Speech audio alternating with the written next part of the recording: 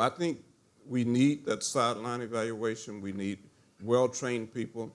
But we also have to remember that we have communities in this country, low-income communities where the resources are just not there. A lot of times that means the trainer is not there. Sometimes the coach is not adequately trained to assess injuries and to really teach players how to avoid them. So we got to deal with all of those issues on the sideline. All sidelines are not the same. Right. I do think, though, the technology is improving, right?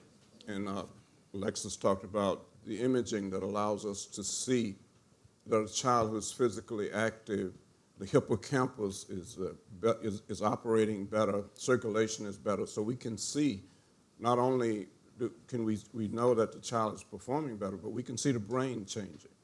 And I think the day is going to come when we're going to have the kind of technology that we can have on the sideline that can help us to diagnose concussions. Kate, we did a documentary looking at this concussion exam and how to do that.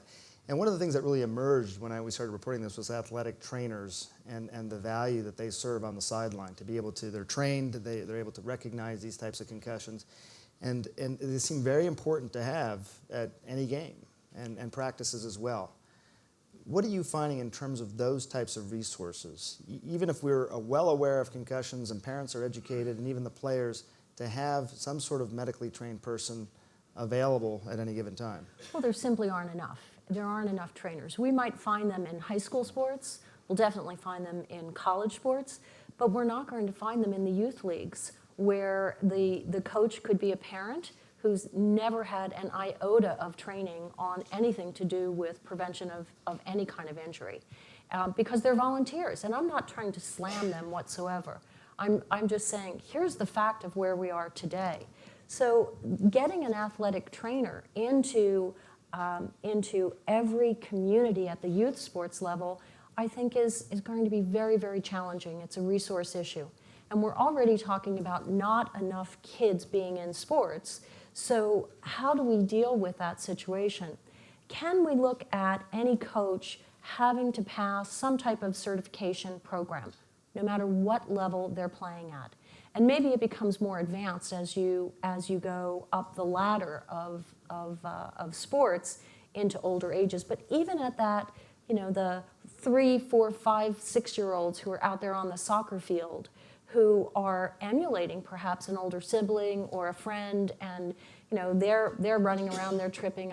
I've had my kids play soccer. It's bedlam out there, but and it was a parent coaching. Should we put a certification program in place to make sure that the very fundamentals are understood by all, and that parents have access to that information? But I would strongly advocate for a certification program for everyone, because I don't think we'll get to athletic trainers for all. Just from a pragmatic standpoint, do you have any idea what kind of resources we're talking about? If you hire an athletic trainer for a community, for a school system, I mean, do you know what we're looking at, what we're talking about here? No, I don't. But I do know that the cost of injuries, that show up in the emergency room, is close to $1 billion.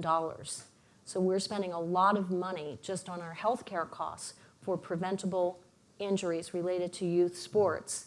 And we ought to take a look at what the value of the investment is on the prevention side to counterbalance that. There's a value proposition there that I think we need to fully explore.